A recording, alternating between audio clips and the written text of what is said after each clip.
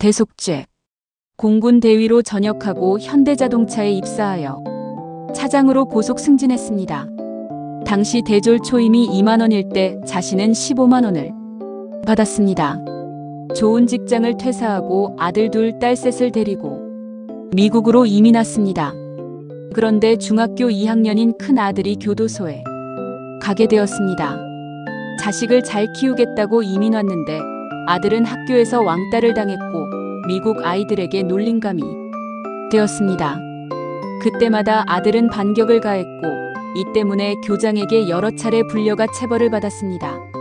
불만이 쌓인 아들은 어느 휴무일 이틀 동안 다른 미국인 친구와 함께 학교에 들어가 건물 이곳저곳을 쑥대밭으로 만들었습니다.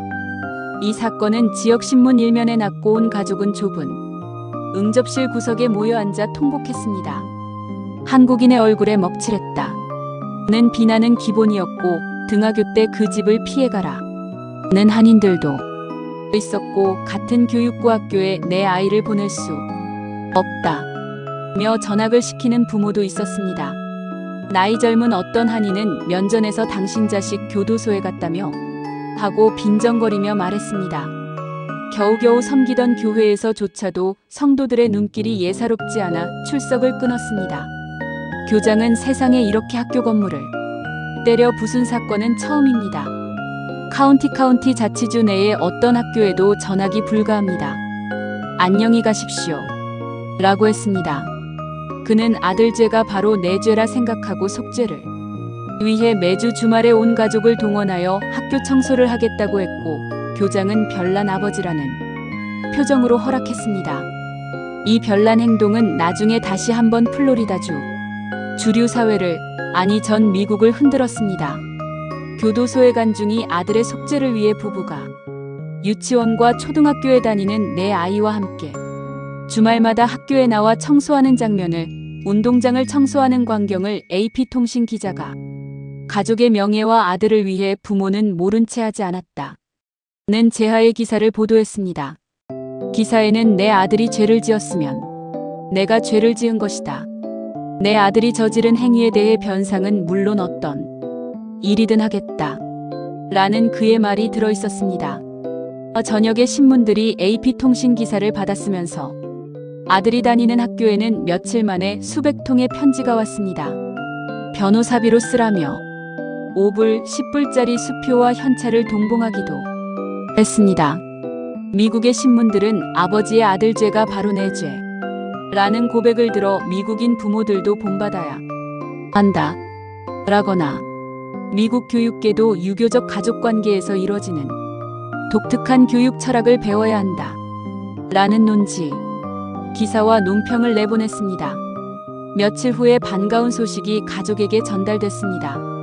법정에서 아들을 방면한다는 소식이었습니다. 교육청에서는 다니던 학교로는 되돌아갈 수 없지만 멀리 떨어진 다른 학교에는 갈 수 있다는 서한도 보내왔습니다. 그 후 말썽꾼 아들은 변하여 센트럴 플로리다 대학교 UCF 학사와 플로리다 텍 FIT 석사 학위를 받은 후 미 우주항공국의 NASA 산하방산업체에 근무하며 고위 우주선 탑재 전문가가 되었습니다. 우주선을 쏘아 올릴 때 수십 명이 달라붙어 점검하는데 그 가운데 최고참으로 일하고 있습니다. 미국은 물론 전 세계에서 오는 VVIP, 베리베리 임포턴트 퍼선들에게 직접 브리핑하는 유일한 한국계라고 합니다. 기름때 묻은 원숭이의 미국 이민 이야기라는 책을 쓴 송석춘 씨 이야기입니다. 큰아들 송시영 씨가 사고를 쳤을 때만 해도 아이고 저놈이 자라서 뭐가 될까 하고 걱정이 태산이었는데 지금은 가장 가까운 곳에 살면서 자신이 좋아하는 낚시를 시도 때도 없이 함께 가 준다고 합니다. 선트러스트 은행 부사장으로 일하고 있는 큰딸도 명절 때마다 제법 큰 용돈을 보내주고 있답니다. 한 아버지의 대속으로 사고뭉치 아들이 새로운 삶을 살게 되었고 자녀들 모두 스스로 제자리를 찾아 우뚝 일어선 아름다운 가정사입니다.